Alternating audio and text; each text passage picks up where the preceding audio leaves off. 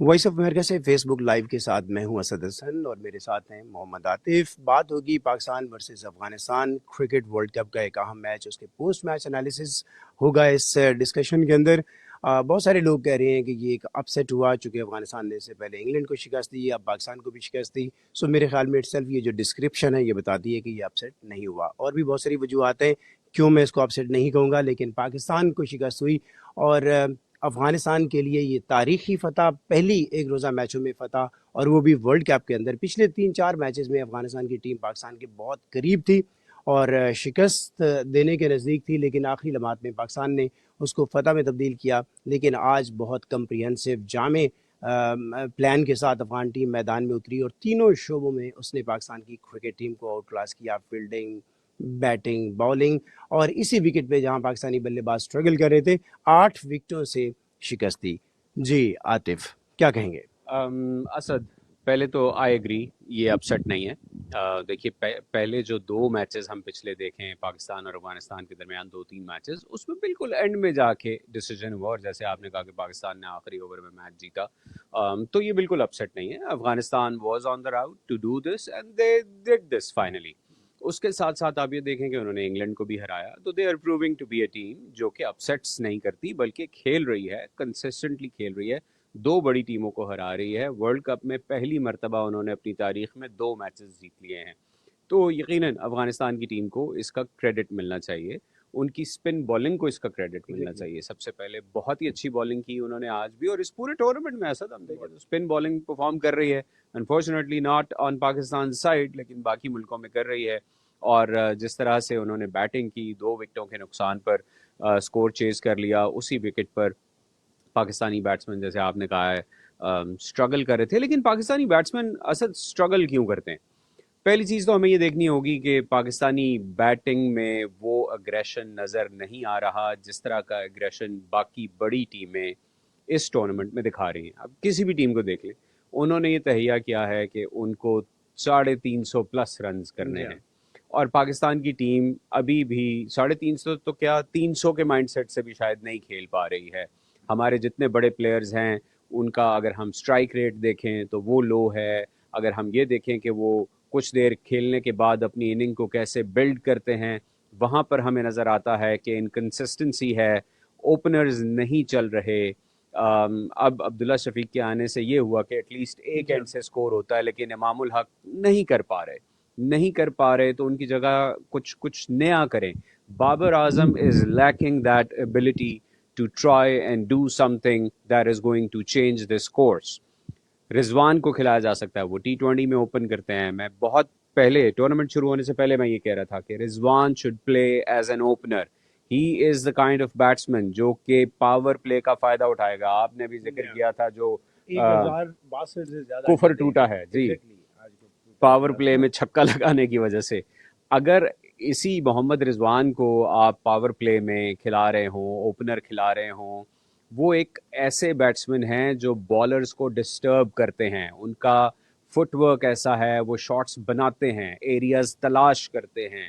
وہ صرف ایک جو وہ کورس شاٹ ہوتی ہے نا, سلیبس شاٹ ہوتی ہے, ٹھیک ہے بہت سارے پلیئرز ہیں جو کہ بہت اچھی شاٹس کھیلتے ہیں, but Rizwan is kind of the batsman جو کہ امپرووائز کرتے ہیں. اگر ان کو وہ شاٹ کھیلنے کو نہیں مل رہی جو کہ ٹیکسٹ بک شاٹ ہے, تو وہ کوئی نہ کوئی اور شاٹ کھیلیں گے اور رنز بنانے کی کوشش کریں گے, باؤنڈریز لگائیں گے. عاطف, ہم آف کورس پاکستان کی جو پرفارمنس ہے, کارکردگی ہے, اس کا ہم پوسٹ مارٹم کریں گے, لیکن میں یہ چاہوں گا کہ پہلے ہم افغانستان کی جو سائڈ ہے اس کو اپریشیٹ کریں, ایکنالج کریں. میں کہتا ہوں کہ میرے خیال اس وقت جتنی ٹیمیں اس ورلڈ کپ کے اندر موجود ہیں, سب سے کم ریسورسز کے ساتھ آج تک افغانستان کی ٹیم اپنے ملک کے اندر انٹرنیشنل اس کو ایکسپوجر نہیں ملا, انٹرنیشنل کرکٹ نہیں کھیل سکی ہے. اور سب سے بڑا ایکسپوجر اس کے پلیئرز کا جو ہے وہ میرا خیال ہے IPL ہے, جہاں سے وہ کھیل رہے ہیں. اور اگین محدود وسائل, محدود ریسورسز, محدود انفراسٹرکچر, اور اس کے اگینسٹ ہم ٹھیک ہے اگر ہم پھر موازنہ پاکستان اور بھارت کا کریں گے تو وہ بھی نہیں بنے گا, لیکن پاکستان اور افغانستان کے انفراسٹرکچر کا موازنہ کریں گے, کرکٹنگ انفراسٹرکچر کا, تو وہ ایک بہت بڑی جیت ہے. اور انٹرنیشنل کرکٹ کے اندر مجھے لگتا ہے افغانستان کے جیسے عاطف نے کہا یہ اپسیٹ کیوں نہیں ہے. افغانستان کے پاس خاص طور پہ جو اس کا اسپن اٹیک ہے وہ ورلڈ کلاس ہے. منیب, راشد خان یہ ورلڈ کلاس اور ٹاپ 10 میں اور آج دیکھیے کم و نور بیش. احمد نور احمد جو نیا کیا ٹیلنٹ ان پرفارمنس کا کیا ہے، انہوں نے. کیا کلاس کا تھا. تینوں ٹاپ بیٹسمین پاکستان کی انہوں نے اڑائے، اور 50 اوورز میں سے آج ان کے انفٹ تھے بالر، تو صرف 12 اوور انہوں نے میڈیم پیسر سے کرائے ہیں یا فاسٹ بالر جو تھے ان کے. جی باقی 38 اوورز انہوں نے اسپن اٹیک سے کرائے. نبی نے جس طرح ڈسپلن بالنگ کی، آپ دیکھیے نبی کوئی بہت بڑا ٹرنر نہیں ہے گیند کا، لائن اینڈ لینتھ بالکل وکٹ ٹو وکٹ انہوں نے گیند کی ہے کہ بیٹسمین اگر مس کرے گا تو یہ ایل بی ڈبلیو ہوگا یا گیند وکٹس میں جائے گی. عاطف جب یہ ورلڈ کپ شروع ہو رہا تھا نا تو میرے ذہن میں یہی بات آ رہی تھی کہ انڈین وکٹس ہیں اور انڈیا ظاہر نیچرلی اس کی بیٹنگ اسٹرینتھ ہے، اور اب آئی سی سی بھی غالباً یہ چاہتی ہے کہ انٹرٹیننگ کرکٹ ہو، تو اس وجہ سے بیٹنگ وکٹس بنتی ہیں، بالرز کے لیے مشکل ہو جاتا ہے. جس دن کرکٹ کا بال پہلے دن پکڑا تھا نا تو ہمیں بتایا گیا تھا کہ یہ 3 وکٹس ہیں، ان کے اندر گیند مارنا ہے. سو مجھے یہ لگتا ہے کہ یہ ورلڈ کپ کے لیے بیسک کی تھی جب ہم کرکٹ کھیلنا شروع کرتے ہیں کہ یہ 3 وکٹس ہیں، لائن اینڈ لینتھ کے اندر رہنا ہے. اور آپ یہ دیکھ لیں کہ پورے ٹورنامنٹ تو کیا پچھلے کئی عرصے سے پاکستانی بالر اس میں اسٹرگل کرتے ہیں. شاہین افریدی ایک ان کی اسٹرینتھ ہوا کرتی تھی، لیکن پچھلی جو ان کی تھوڑی سی جو انفٹ ہوئے ہیں اس کے بعد وہ اس ردم میں نہیں ہے. فائیور ضرور انہوں نے کیا پچھلے میچ کے اندر، لیکن وہ اس ردم میں نہیں ہے، اور باقی بالنگ جو ہے وہ ٹوتھ لیس ہو چکی ہے. سو میں اگین اس کے اندر جو افغانستان کی کیپٹنسی، ان کی باڈی لینگویج، ان کا گیم پہ آنا اور اتنی پروفیشنل، اتنی ڈسپلن کرکٹ کھیلنا، وہ بالکل غیر معمولی تھا. اور میں خاص طور پہ ان کی جو افغان کرکٹرز ہیں ان کی جو باڈی لینگویج ہے میں اس سے بہت امپریس رہا تھرو آؤٹ. جس طریقے سے وہ چینجز کرتے رہے، جس طریقے سے ان کے کیپٹن نے بالرز کو وہ تبدیل کیا ہے، وہ غیر معمولی تھا. فیلڈنگ پاکستان سے ہزاروں درجے بہتر کی ہے، بالنگ آف کورس. اور پھر ہم جب اسپن کی بات کریں، پاکستان کے پاس بھی 3 اسپنر تھے، ان کے پاس 4 تھے، تو لیکن پاکستان کے 3 اسپنرز جو ہیں وہ اس طرح پرفارم نہیں کر سکے. اور ہم اس میچ میں خاص طور پہ عاطف سنتے رہے کمنٹیٹر سے کہ یہ اسپن وکٹ ہے، پاکستان نے بڑا اچھا فیصلہ کیا، آخر میں پاکستان کے پاس گیند رک کے آ رہی ہے، پاکستان کو سکور کرنا مشکل ہو رہا ہے، اور یہ چیز افغان ٹیم کے لیے مشکلات کا سبب بن سکتی ہے. سو ہم نے نہیں دیکھا کہ افغان ٹیم کے لیے ایک اوور بھی مشکلات کا سبب پاکستانی بالنگ اٹیک بن سکی ہو. سو اگین کیا ہے، گیند اور بلے کا کھیل ہے، بیسکس وہی ہیں اور آپ نے اس کے مطابق چلنا ہے. دائرے کا استعمال ہے، جیسے آپ نے بات کی، میں بھی اس چیز سے 100% ایگری کرتا ہوں کہ آپ نے جو 5 بیٹسمین پاکستان کے اندر، آپ پاکستان کا ذرا انالیسس کر لیتے ہیں، 5 جو پہلے بیٹسمین ہیں، آپ افتخار کو چھوڑ دیجئے، وہ ایک ٹائپ کی کرکٹ کھیلتے ہیں، آلموسٹ رن بال. رضوان دائرے کی کھیلتے ہیں T20 کے اندر، لیکن ان کو ٹاسک دیا جاتا ہے جب آپ ان کو 2 ڈاؤن بھیجیں گے تو ان کی رسپانسبلٹی کہ انہیں 10 15 20 اوور وکٹس پہ رہنا ہے اور اننگ بنا کے کھیلنی ہے.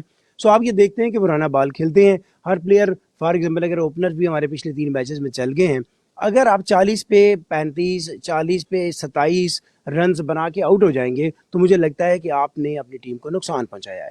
78 گیندیں کھیل کے آپ 50 رنز بنا جائیں گے، سو آپ نے جو اگلی 22 گیندیں کھیلنی تھی اس پہ ہمیں سے مراد یہ کہ پاکستان کے جو بھی اسپیکٹیٹر ہیں یا کسی بھی ٹیم کے جو فین ہیں وہ چاہتے ہیں کہ پھر ان کو 22 گیندوں پہ 45 ملے تاکہ جو بیٹسمین آؤٹ ہو، اور خاص طور پہ سیٹ بیٹسمین، تو اس کا اسٹرائک ریٹ 120 پلس ہو. 120، 115، 125 ہوگا تو اس کا مطلب ہے کہ ٹیم کا سکور جو ہے وہ 315، 320 تک جا سکتا ہے. اگر آپ رانا بال کھیلیں گے، اگر آپ 90 کے اسٹرائک ریٹ سے کھیلیں گے تو آپ 260 270 میں رہیں گے. اور آج بھی اسی اپروچ سے پاکستان کی ٹیم کھیلی ہے، اور سیٹ بیٹسمین جب آؤٹ ہو جاتے ہیں تو وہ irreversible لاس ہوتا ہے. ایگزیکٹلی. اچھا، اور آپ پیٹرن دیکھیں سر، آج کے میچ کا بھی اور باقی میچز کا بھی وہی مائنڈ سیٹ ہے کہ آخری 10 اووروں میں سکور بنائیں گے، اور یہ مائنڈ سیٹ نہیں چل رہا اب، اس لیے کہ آپ کی یہ ٹیم، 90s کا تھا، ہاں یہ مطلب 90s کا وہ 92 کے فارمولے پہ 2023 کا ورلڈ کپ جیتنا چاہتے ہیں. انضمام کا رول دے دیا ہے افتخار احمد کو. بالکل بالکل ایسا ہی ہے. انضمام اور وسیم کا جو رول تھا وہ نیچے آ کے ہٹرز کر رہے ہیں، اور اٹس ناٹ ورکنگ آؤٹ. 92 کا ورلڈ کپ 92 میں ہو گیا، پاکستان جیت گیا، وہ فارمولا نہیں چلے گا. آپ کو اچھے بیٹسمین چاہیے ہوں گے جو کہ شروع پہلی بال سے ہی اگریسو بیٹنگ دکھائیں گے، جو کہ شروع سے ہی ہٹنگ کریں گے، جو کہ شروع سے ہی پاور پلے کو خاص طور پر استعمال کریں گے، اور اس کے بعد بھی آپ کا 1 down, 2nd down, 3rd down, یہ سارے وہ بیٹسمین ہیں جو کہ اپرچونٹیز کریٹ کریں گے. اگر بالر اچھی بال کر رہا ہے تو اس کو ڈسٹرب کریں گے، اس سے فورس کریں گے کہ وہ بری بال کرے، نہ کہ ڈاٹ پہ ڈاٹ کھیلتے جائیں گے اور بالر کو یہ بتائیں گے کہ ہاں یہیں بال کرتے رہو، ہم بھی یہیں ڈاٹ پہ ڈاٹ کھیلتے جائیں گے، تم کوئی گندی بال کرو گے تو ہم ہٹ لگا دیں گے. ابھی یہ اسٹریٹجی چل رہی ہے پاکستانی ٹیم کی. اور اس اسٹریٹجی سے مجھے نہیں لگتا کہ پاکستانی ٹیم، دیکھیے آج کا میچ دیکھیں، پاکستانی جتنے بھی فینز ہیں کرکٹ کے، ہم بھی پاکستانی کرکٹ کے فین ہیں، لیکن جتنے بھی فینز اس وقت ہمیں دیکھ رہے ہیں، میں آپ کو بتا رہا ہوں، یہ ٹیم، یہ پاکستانی ٹیم بالکل ڈیزرو نہیں کرتی کہ سیمی فائنل اور فائنل کھیلے. اگر اس اسٹریٹجی سے یہ پاکستانی ٹیم سیمی فائنل اور فائنل میں پہنچ بھی جاتی ہے تو یہ ان میچز میں جیت نہیں پائے گی، کیونکہ اس کا سامنا کس سے ہوگا؟ آپ یہ دیکھیے، اس کا سامنا ہوگا نیوزی لینڈ سے، ساؤتھ افریقہ سے، یا انڈیا سے. انگلینڈ کے بارے میں کہا جا رہا تھا کہ وہ سیمی فائنل کھیلے گی، وہ بھی شاید جس طرح سے انگلینڈ میچز ہار رہی ہے مشکل لگ رہا ہے. تو اگر چلیے انگلینڈ نہیں پہنچتی اور پاکستان پہنچ جاتی ہے، تو کیا آپ کے خیال میں نیوزی لینڈ، ساؤتھ افریقہ یا انڈیا کے خلاف یہ بیٹنگ میچ جیت کے دے سکتی ہے؟ نہیں دے سکتی. بالنگ میں اور چیزیں کرنی ہوں گی. فاسٹ بالرز ان پچز پر نہیں چل رہے، یا تو فاسٹ بالرز ایسے ہوں جو کہ اچھی سیم سے بال کرتے ہوں، سوئنگ کرتے ہوں. فار ایگزامپل حارث رؤوف ہیں، نہیں سیم کر پا رہے، نہیں سوئنگ کر پا رہے نا. پیس مارتے ہیں، ٹھیک ہے، وہ جتنی پیس مار رہے ہیں آپ نے دیکھا ہے ان کو اتنی ہی زیادہ ہٹس پڑی ہیں. پاکستان کے جتنے بھی میچز ہوئے ہیں ان میں کم سے کم 3 میچز تو مجھے یاد ہیں جس میں he was one of the most expensive bowlers. اور اگر یہی صورتحال رہے گی تو کام نہیں چلے گا. Now coming back to Afghanistan, کہ افغانستان کیسے اتنا اچھا پرفارم کر رہی ہے. دیکھیے ان کے پاس فیسلٹیز نہیں ہیں، ہم نے مانا. وہ ان کے ہوم گراؤنڈز پہ کرکٹ نہیں ہوتی، ہم نے مانا، وہ باہر کھیلتے ہیں. لیکن جب کوئی بھی ٹیم ایسی سچویشن میں ہوتی ہے تو وہ جواب کیسے دیتی ہے؟ وہ اپنی اسٹرینتھ سے جواب دیتی ہے، اپنی کنوکشن سے جواب دیتی ہے. اور افغانستان میں ہمیں وہ نظر آتا ہے، چاہے وہ فیلڈنگ ہے، چاہے وہ بالنگ ہے، چاہے وہ بیٹنگ ہے، ہمیں وہ کنوکشن نظر آتی ہے. وہ جیتنا چاہتے ہیں، وہ دنیا کو یہ بتانا چاہتے ہیں کہ ہم وہ ٹیم نہیں ہیں جو کوالیفائنگ راؤنڈز کھیل کے ورلڈ کپ میں آیا کرتی تھی. اب ہم بغیر کوالیفائنگ راؤنڈ کھیلے ورلڈ کپ میں آنے والی ٹیم بنیں گے، اور وہ ایسا کر رہے ہیں. 2 میچ انہوں نے بڑی ٹیموں کو، ورلڈ کپ چیمپئنز کو ہرائے ہیں. انگلینڈ ورلڈ کپ چیمپئن ہے، پاکستان ورلڈ کپ چیمپئن ہے. اور ابھی تو آگے دیکھیے آگے اور کیا ہوگا.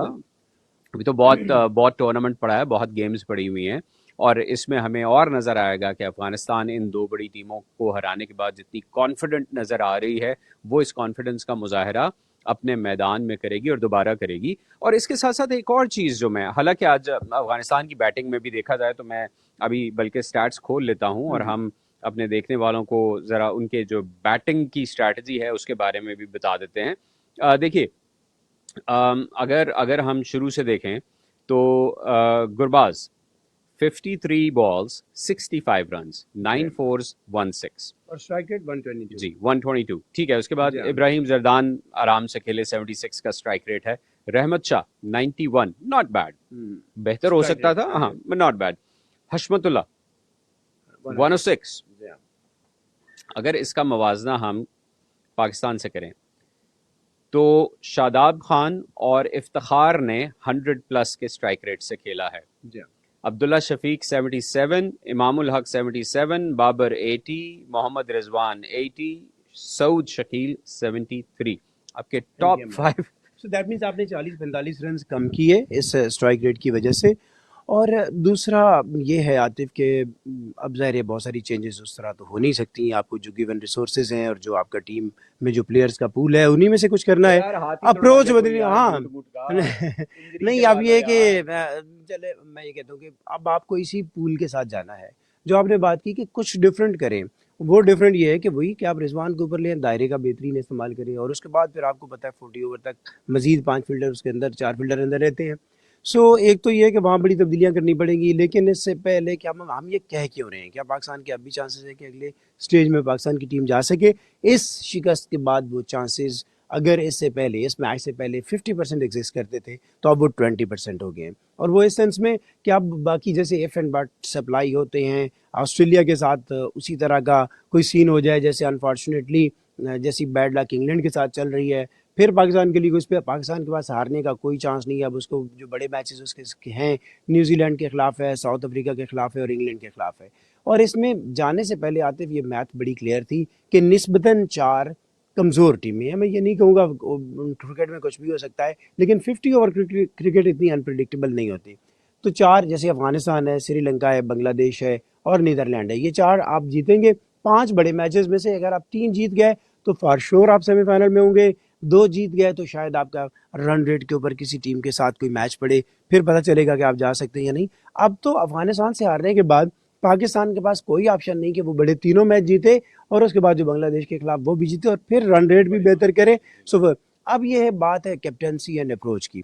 عاطف، ہم نے تو کرکٹ جب سے کھیلی بھی ہے، اسٹریٹ لیول پہ دیکھی بھی ہے، مجھے یہ نہیں سمجھ آتی کہ اگر آپ نے ایک لائن اپ بنایا ہوا ہے تو آپ بالکل مٹی کے مادھو کی طرح آپ اس کو بس فالو کرتے جائیں کہ ویسے ہی چلے گا۔ جیسے پچھلا میچ تھا فار ایگزامپل آسٹریلیا کے خلاف، مجھے یہ لگ رہا تھا کہ جب اوپنرز نے اچھا سٹینڈ دے دیا تھا، سو وہاں پہ رن بال کر کے سلو کرنے اور آؤٹ ہونے سے بہتر تھا کہ آپ کے پاس ایک دو ہیٹر ہیں۔ ایون شاہین آفریدی کو آپ اس کیٹیگری میں لا سکتے ہیں، آپ کے پاس حسن علی بھی تھا، نواز بھی تھا۔ آپ ان کو کہیں گے بھائی آپ نے جو 20 رنز نیچے بنانے ہیں نا، اگر وہ 20 رنز آپ اوپر بنا کے دے دیں گے نا، سو وہ فرق ڈالیں گے، تو آپ 15-20 رنز کر دیں گے۔ افتخار تو ایک پکے آل پکا راؤنڈر نہیں، ہیں، وہ تو دیکھیے آپ ان افتخار، کو بھیج دیں۔ یہ بڑی غلط بات یہ ہوئی اس میچ کے اندر بھی، جب معلوم تھا کہ اسپن اٹیک ان کا اچھا کھیل رہا ہے، سو آپ میں کہتا ہوں ایون رضوان کو نہیں بھیجیں، افتخار کو آپ ایک جینوئن بیٹسمین کے طور پہ بھیجیں۔ ابھی آپ نے ان کو ہیٹر کا رول دیا ہے، وہ ہٹ کر سکتے ہیں، لیکن اس کا مطلب یہ نہیں ہے کہ وہ سچویشن کے مطابق کھیل نہیں سکتے۔